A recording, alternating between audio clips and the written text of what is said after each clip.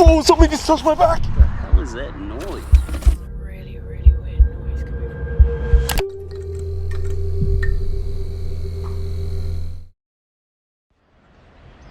Don't leave me out in the forest where I might get eaten by a bear.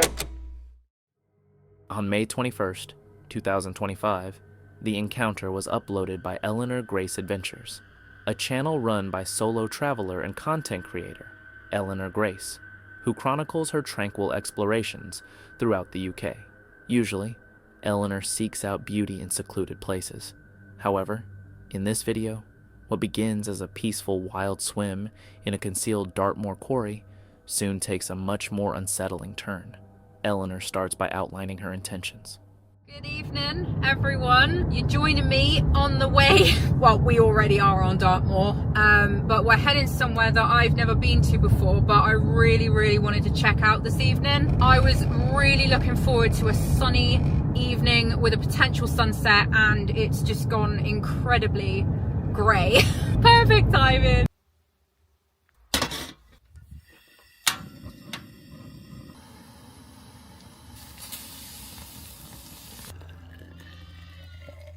And that is how this happened.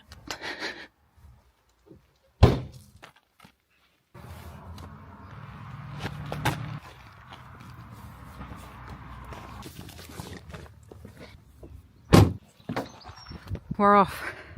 Got my coffee. Where's my mic? Hang on. Okay. Shall I hold this? Shall I put this? Who knows? Let's put it there. Beautiful grey evening in the middle of Dartmoor. I wanted to do an evening hike and I was looking on my All Trails app for somewhere really nice on Dartmoor. I also wanted to check out the area I'm in for the possibility of doing a wild camp on a tour somewhere, because I've never actually done one like properly before in the actual wild. And Dartmoor, yeah, Dartmoor would be very interesting to say the least. Whilst I was checking out my All Trails app, I came across this place. And it's an old mining quarry, which is literally, now I'm not too sure if it's this one or there. Beautiful hike with old buildings and stuff like that. Getting a bit boggy, but worth it. She could have just avoided it, but no, she goes right through it. People have said that it's a very unusual and cool looking place to go for a wild swim. You know me, right? If there's a very weird or cool or beautiful place for me to take a dip, I'm gonna do it. I've brought the stuff with me in my backpack to do that. It is meant to start raining at some point this evening, so to be honest, if it does, even better. Oh, this is a very cute little stream. This is lovely.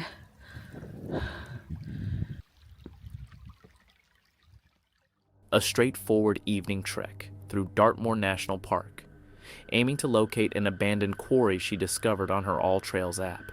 She's been contemplating wild camping nearby.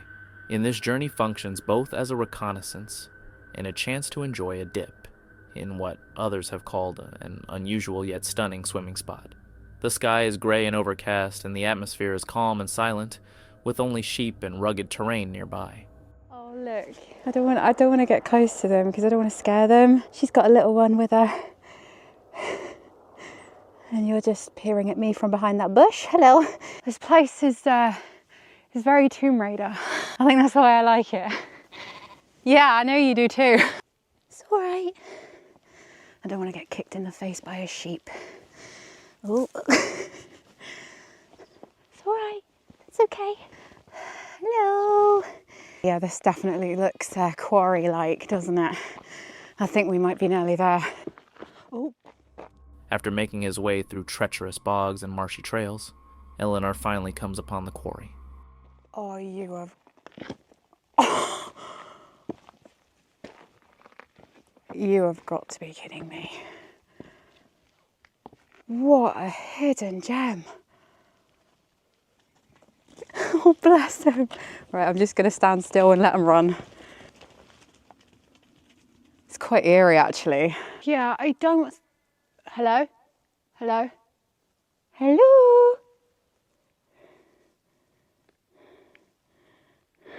Yeah, I don't think that there is anyone else here.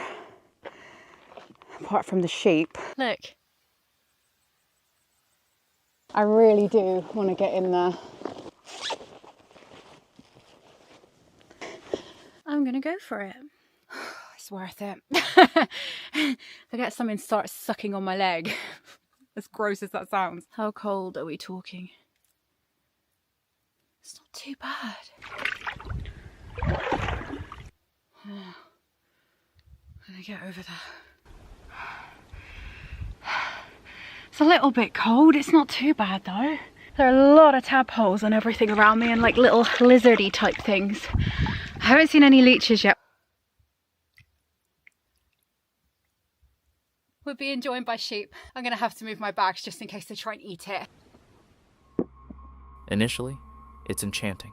The calm water surrounded by rugged rocks and thick vegetation resembles a scene from Tomb Raider. Though silent, she chooses to swim, removing her clothes behind the rocks and hesitantly entering the chilly water. Soon, a sense of discomfort starts to creep in.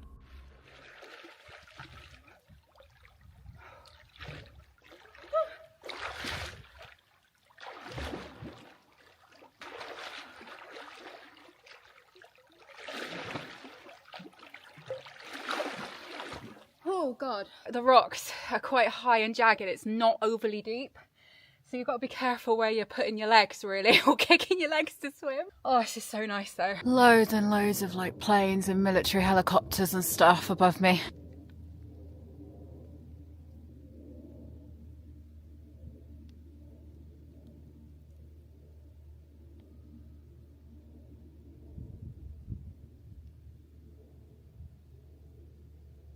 There's a really, really weird noise coming from up there.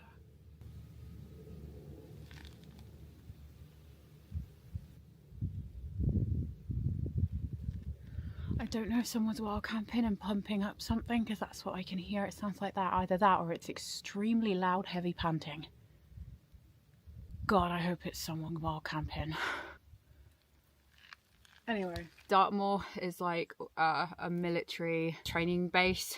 They do a lot of training around here basically, so I had to check the times for when they were doing that. There's various areas on Dartmoor where you can wild camp, and this falls under one of the legal areas you can do it. Yeah, it was coming from up there. It is pretty eerie when you're on your own. Oh my God, oh God.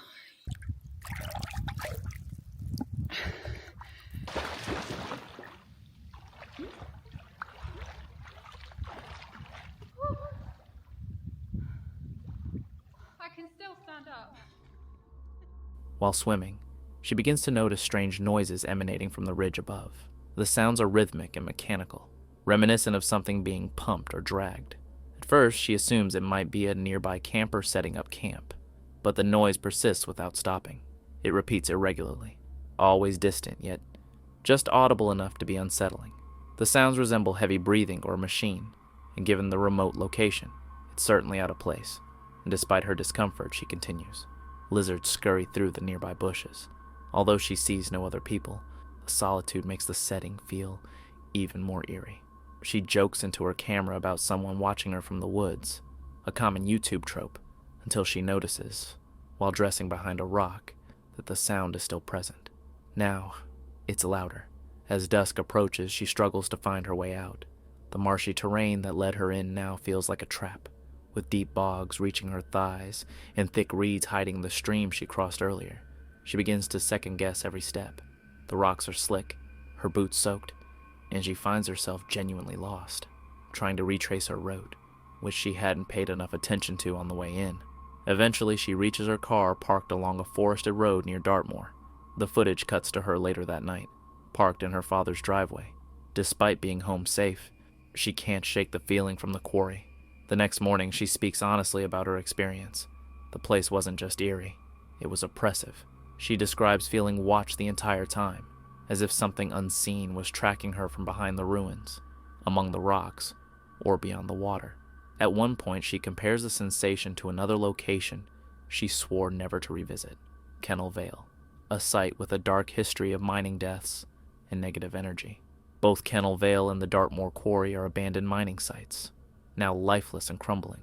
She says they both gave her the same overwhelming feeling of dread, not like a haunted hotel or stage ghost hunt, but something heavier, an impression of being surrounded by unseen eyes. She was fortunate to leave quickly because, in situations like these, listening to your instincts is crucial. What do you think of this encounter? Let me know. The YouTube channel run by Kat and Andy documents the life of a family living full-time in an RV as they experience the ups and downs of traveling on the road. Renowned for their friendly, practical, and often humorous approach to nomadic living, their videos typically showcase family routines, campsite tours, and daily vlogs.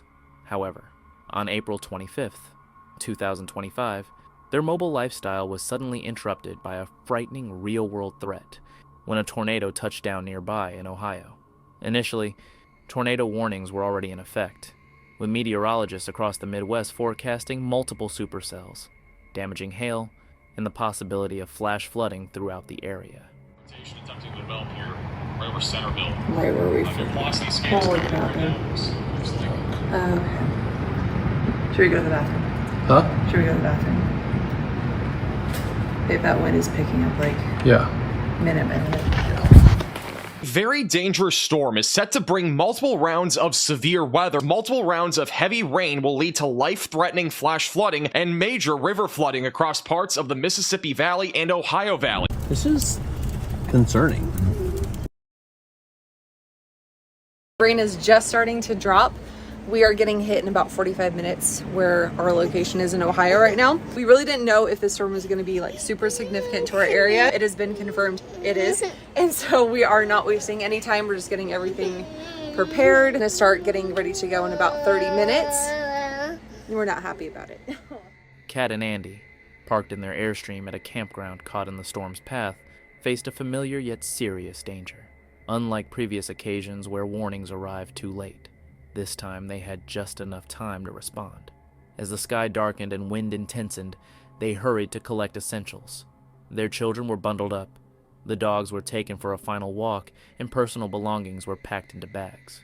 They decided to leave the camper and seek shelter at a nearby hotel with a ground floor room, much safer than a lightweight RV in the direct line of a possible tornado. it's starting to get pretty dark outside. Your car's locked. All right, let's go somewhere other than an RV. Oh my gosh. It's not even technically here yet either. Oh no, this is far from here. Well, we have no choice but to go to our safe place because Target closes in an hour and this storm is going to last for 3. The wall of the storm is just like off to our left and it just looks like just party lights going off. You can just see all the lightning. You can hear just Party lights. you can hear all the thunder. It just sounds like bombs going off. And we just know that's going to hit in like 15 minutes here. We have 3 tornadoes south of us right now. The closest one is 25 miles. That would be nice. Oh my gosh. Hear that? Oh, the wind just picked up so much. Okay, what's the plan? Just get in as quickly as possible? Hold on, is that sound wind or is it? I don't know. I think we just need to get the boys in as quickly as possible. Even as they headed to safety, the danger remained constant. Tornadoes had already touched down in nearby towns with additional storm systems moving straight toward their position. Sirens wailed loudly. Radar indicated new tornado formations developing, overlapping in a chaotic weather pattern that affected several states. Once inside the hotel, the anxiety persisted. From the comfort of their room, they observed live radar images displaying tornado activity passing directly by their RV park. Flooded roads and multiple tornadoes reported on the ground just miles away heightened their sense of peril. We are safe and sound in a home 2 suites. Right now we're just like on the radar, watching all the different weather forecasters just pop off on all these supercells. There's so many tornadoes on the ground in surrounding states. So we'll see what happens when it comes through Ohio right now. But in the meantime, we are out of our camper. We are in a hotel room, the first floor.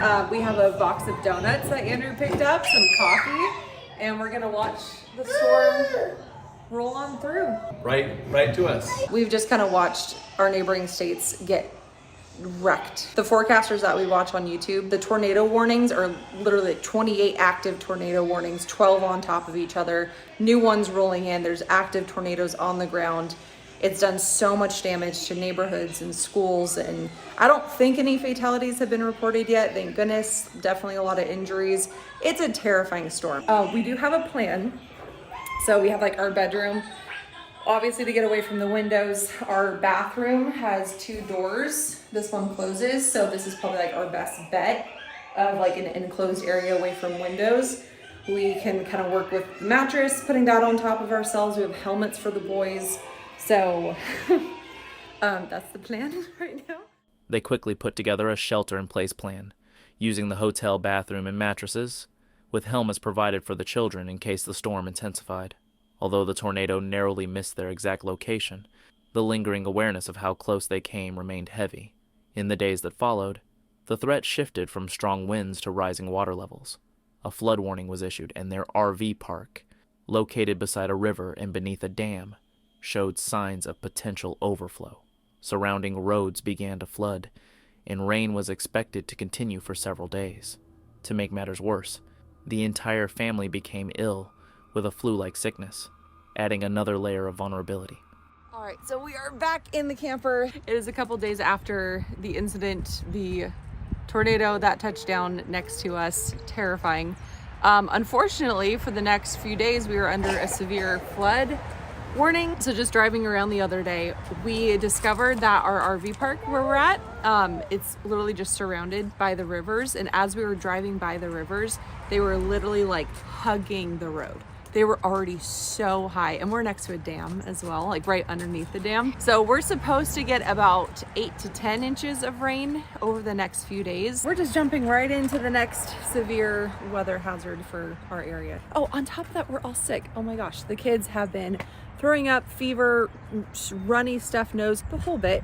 So bad. I'm starting to get a little bit of like a throat thing. So whatever it is, it's not good. It's really not good. Kat and Andy's experience underscores the serious risks associated with living in a mobile home during severe weather events, illustrating how a peaceful day can swiftly become a desperate fight for survival. They took all the necessary precautions, yet the result largely depended on luck and timing. In an RV, there are no basements for shelter, and when a storm targets you, the road may not be long enough to escape it. The Paranormal Discovery Channel is operated by Lomar Menz, a seasoned urban explorer and ghost hunter, renowned for his cinematic investigations into some of the darkest realms of the supernatural. Together with his partner Chelsea, a practicing medium, he combines folkloric research with immersive overnight investigations. In this episode, uploaded on May 19th, 2025, Lomar revisits a site that once left him physically and emotionally scarred, a forest in Nova Scotia known as Daggerwoods. From the outset, this was more than just another ghost hunt. Daggerwoods harbors a chilling legend dating back to the 1700s, involving a man who allegedly murdered his wife with a pearl-handled dagger before vanishing into the trees. His body was never recovered, but locals claim his spirit did not die. Instead, it merged with something ancient and far more malevolent that already inhabited the woods.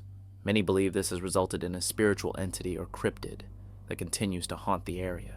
Some call it a window, while others simply refer to it as the Howler. Regardless of its name, Lomar believes it attacked him during a previous visit, and now he's returning to face it. This time, he's not alone. He is accompanied by a group of collaborators known as the Outcasts, explorers from Quebec venturing into these woods for the first time. Despite their excitement, an underlying sense of dread permeates the atmosphere. Lomar describes the location as a cryptid habitation zone, an area where something not entirely human resides. Once inside the woods, the team disperses to investigate, with some scouting the perimeter and others seeking trails that Lomar avoided during his previous attempt. It is during one of these explorations that events begin to escalate. Whoa, somebody just touched my back! Holy shit, somebody just touched my back! What the fuck? What the fuck? I know you. Whoa. Whoa, did that just say I know you? Yeah, it did. It did. Oh shit. Why do I feel like it's that humanoid that's causing this right now? Very Deep down I feel like it's doing something. Let's just get back to base camp. Safety in numbers. Check on Akia. Akia's in the Jeep though, right? Yeah, She's in the Akia's Jeep. still in the Jeep. Of course, yeah, she is. But still, And plus the boys are there.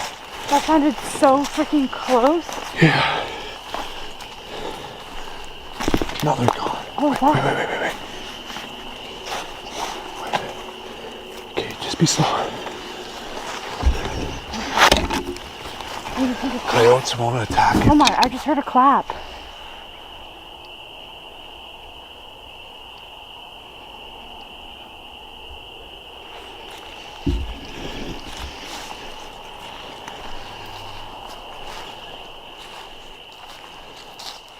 They would have been in this area. Lomar suddenly feels a cold, deliberate touch on his back. He quickly spins around, heart pounding, but finds no one there. The incident is recorded on camera, accompanied by audio distortion and faint whispers. Chelsea, whose intuition has previously aided their investigations, begins to panic. She remarks that the woods feel lifeless, as if all vitality has been drained from them. Undeterred, the group pushes forward, aiming to venture deeper into the forest than ever before. Eventually, they arrive back at the exact spot where Lomar was last attacked. Utilizing thermal imaging and full-spectrum night vision, they scan the surroundings. One of the outcasts spots a dark shape between the trees, tall, pale, and humanoid. Lomar recognizes this figure from a photo he took during his last visit. As they watch, the figure appears to move closer. Suddenly, eerie howls break the silence.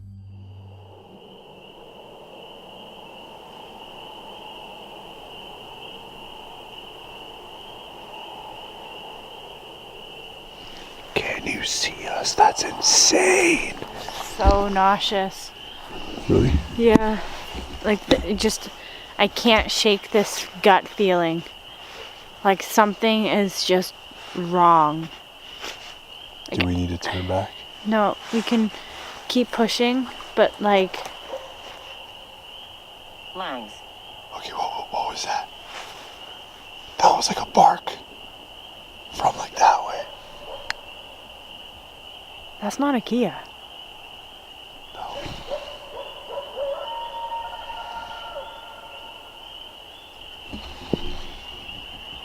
Those are coyotes.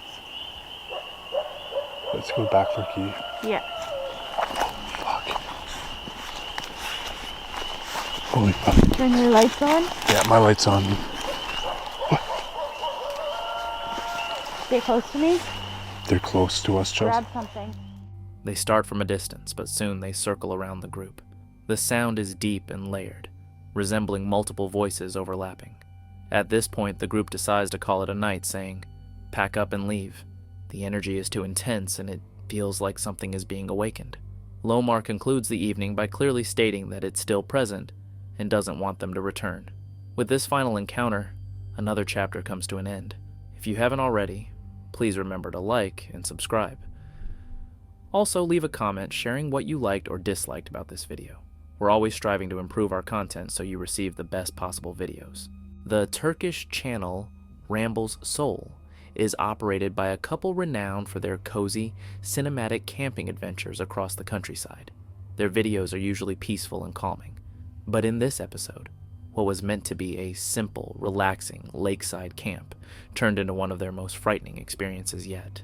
They had just reached a beautiful, secluded lakeside location, one of their favorite spots for fishing, cooking, and enjoying tranquility. The weather was nice, and they were eager to test out a brand new inflatable tent for the first time. Everything seemed perfect for a peaceful night. However, as the sun set, a strong wind suddenly picked up. They initially dismissed it, thinking it would pass like the usual spring gusts, but the wind intensified instead. They quickly decided to secure their gear and get inside the tent to shelter for the night. What happened the next morning, however, was far from normal. 오! Aşkım? Ya! Oh! Saçmalama! Dur! Al şunu al. Ne var içeride? Oh! Sarhoş yandım şu arabanın anahtarı. Ya patlar mı onlar? Patlayacak bir şey yok. Çok yaklaşma. Tüpler patlayabilir. Sana bir su getirsene şeyden. Şurada. Ha orada olur. Sevgilim nasıl Patlamaz ya. yapacağız? Patlamaz. Şunu da al. Ver onu bana.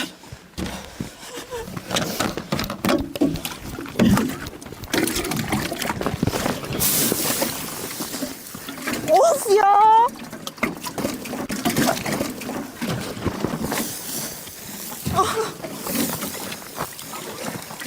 Aa.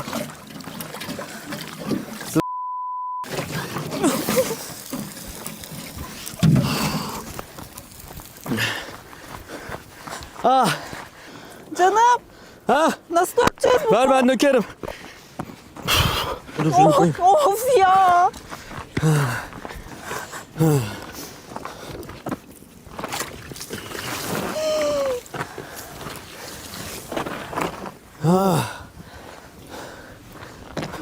Aman. Of ya. Ah. Hoş. Bir tane daha. Of.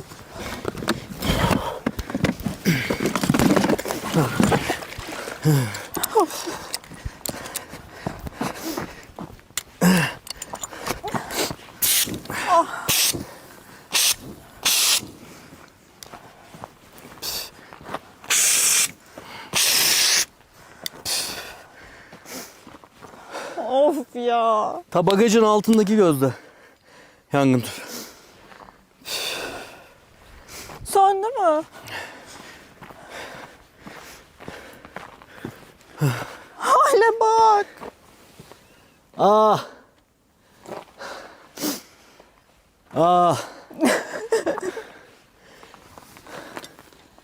Ah. Aa, aklım gitti. Ağlamayalım. Daha kötü de olabilirdi, içeride de olabilirdik. Hayır, nereden, ne oldu?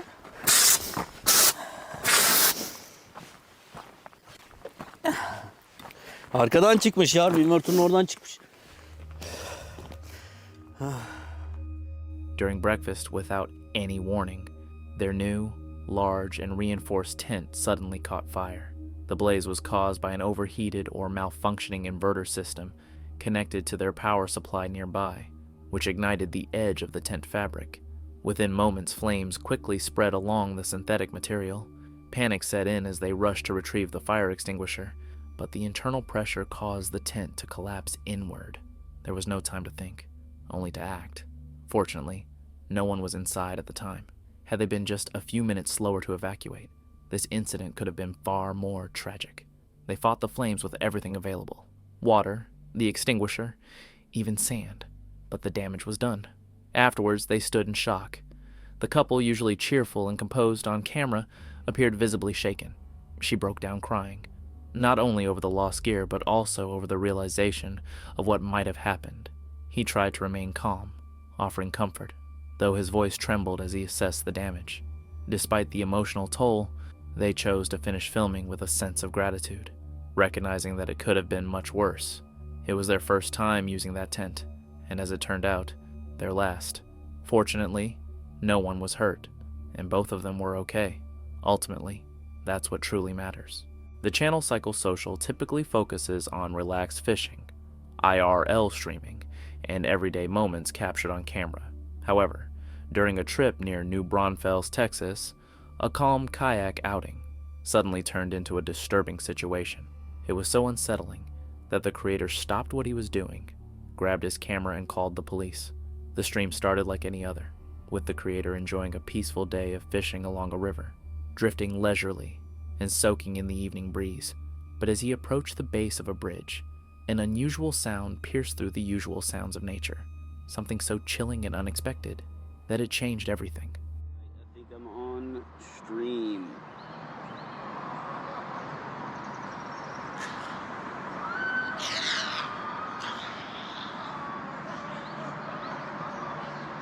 Those birds freaked out. What the hell is that noise?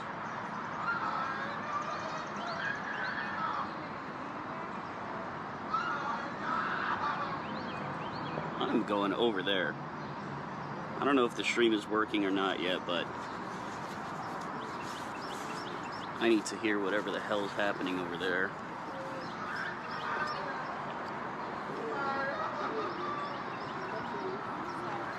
Hey, do y'all hear that screaming? Is that something I should be, like, worried about?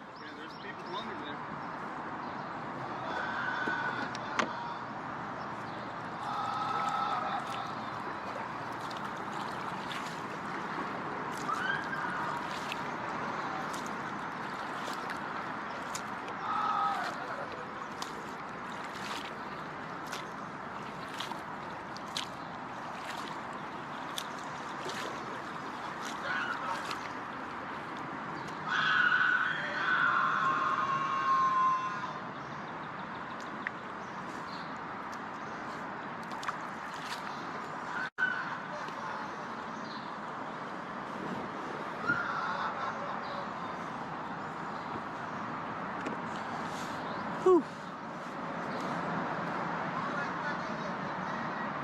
I think my day is about to be ruined.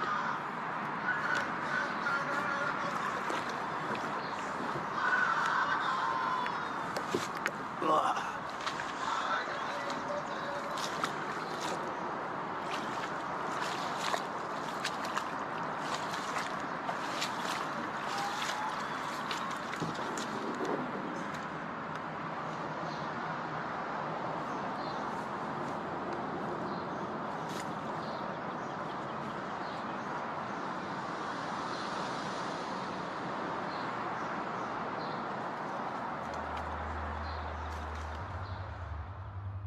Shouting loudly, frantic and originating directly beneath the bridge, his initial reaction was one of confusion, which quickly shifted to concern.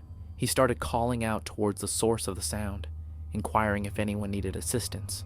Others nearby, some underneath the bridge as well, acknowledged the noise but appeared reluctant to get involved. At that point, he made a decision. He would report it. If someone was screaming like that, they must be in some sort of danger. However, the oddest part was that as soon as he called out, the screaming abruptly ceased, almost as if someone had silenced it. Whether it was a victim suddenly muffled or someone realizing they had been heard, the timing weighed heavily on him. He wondered if it was a mental health crisis, someone in pain, or something even more sinister. Eventually, he contacted emergency services, providing as much detail as possible. After making the call, he left his kayak and climbed up the embankment to investigate further. What he discovered was both disturbing and inconclusive.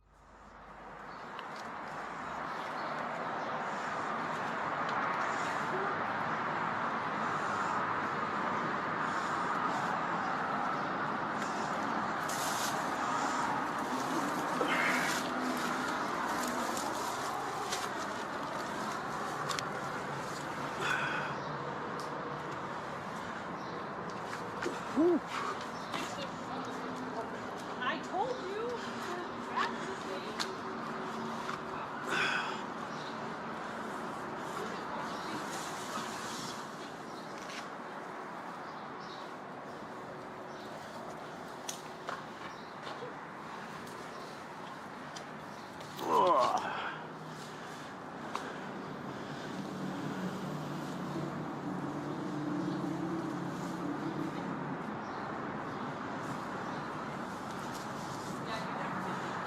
The hardest way up.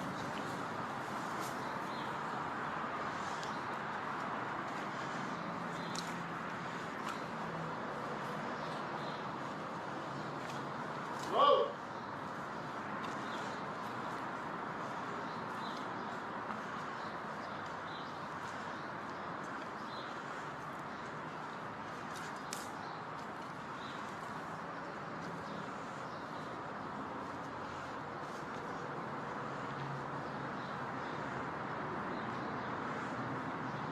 Hello?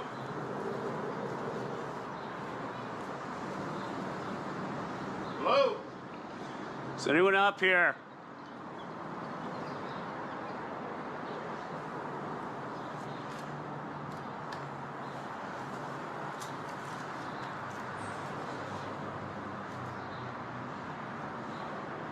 You see anyone? No?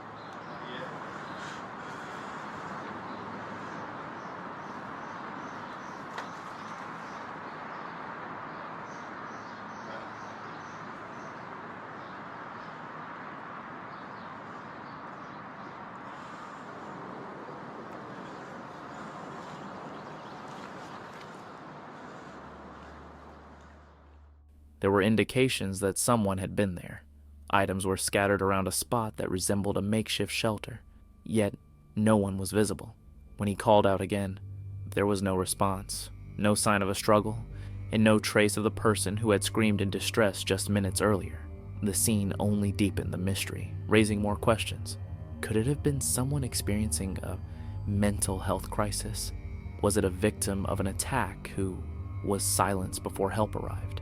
The thought that someone might have been kidnapped or harmed nearby is deeply unsettling. What's even more disturbing is the timing. The immediate silence after he called out seemed deliberate. Although the screams might have echoed from a nearby tunnel, the creator insists they came from beneath the bridge, not from a tunnel. He and others who were there are certain of this. The audio might not fully capture the scene, but in person, he could pinpoint exactly where the sounds originated. So far, no missing persons reports have been filed from that area, and no official updates have been issued. Perhaps the most unnerving aspect of all. Uploaded on January 11th, 2025, this footage originates from Wiggins Wild World, a YouTube channel operated by Coin and Victoria, a couple documenting their off-grid homesteading adventures in the Arizona desert. Their usual content is cheerful and informal, featuring updates on land development, alternative gardening techniques, and their enthusiasm for living off the land. During an early exploration of their newly acquired 20-acre property, something unexpected halted them and might have transformed their ideal homestead into the setting of a possible tragedy. Coin and Victoria walk across the land, attempting to find the corner boundaries of their initial 5-acre plot. They are lively, playful, and captivated by the wild scenery around them. However, their mood begins to change when Coin notices 2 old Mexican peso coins lying in the dirt. First we found a couple pesos and we're like, that's cute, washed away from Mexico. Like, I was just walking, I kept finding stones, and then all of a sudden I looked down and I thought it was an Apple AirTag, and it was 2 pesos. 2 pesos from like 98 and 92. So we just found a little kid's backpack, like a kid's sized backpack, which wouldn't like be too alarming or anything, but it's like in the wash. And a little while ago, just randomly walking through here, we found 2 pesos, like 2 peso coins, and we found a little kid's shoe. So I'm like, hopefully somebody's stuff got accidentally washed down from the wash, but I really, really hope we don't find like something gruesome in the area on the new property, because that would suck pretty bad. Yeah. You know, because we are so close to the border. Like, there's a backpack, a shoe, and some monies. yeah, I really hope we don't find some person or persons that We're trying to make their grand escape. Yes. Oof. Well, that's the news about that. Victoria comes across a small Puma backpack, old and partially buried, with noticeable tears. The front pocket is ripped in a way that doesn't seem like normal wear. Close by, they spot a small child's shoe, faded from the sun and partially falling apart, but clearly a child's. The unsettling detail is that the coins, backpack, and shoe are all clustered together in the same spot beneath a large tree, near what looks like a pack rat's nest. And then they find the bone. The shoe's over here, right? Yeah, right there. And I'll show you the bone. So it would be different if it was just the shoe. So we found a little kid's shoe, we found a little kid's backpack, and we found this bone under that tree. Who knows, though? Sorry, buddy. If that was you and that happened, that's fucking rough, dog. Oh, how do I make this big? I just saw these bones right here. More bones, and not when we were looking either. Like, we're walking. I think this is a deer. Those are deer bones? Hopefully. Hope so. Oh, yeah. That doesn't look like a... Doesn't that look like a really clean cut there? Shit, yeah, it does.